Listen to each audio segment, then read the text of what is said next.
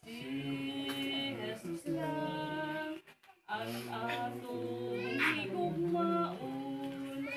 Si Jesus lang ang akong mahalon.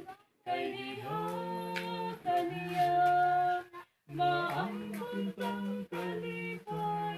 Kay diha kaniya maangkon tang kinabuhing dayon. Si Jesus lang ang atong dalampanan.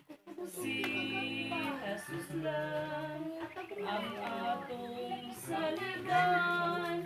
Kay diha kaniya maangkon tang kalipay.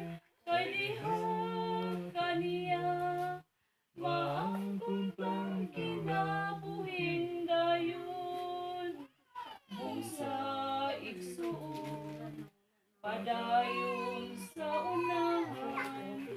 Kay siya makabang sa tanan mong kalisdanan. Kay diha kaniya maangkon tang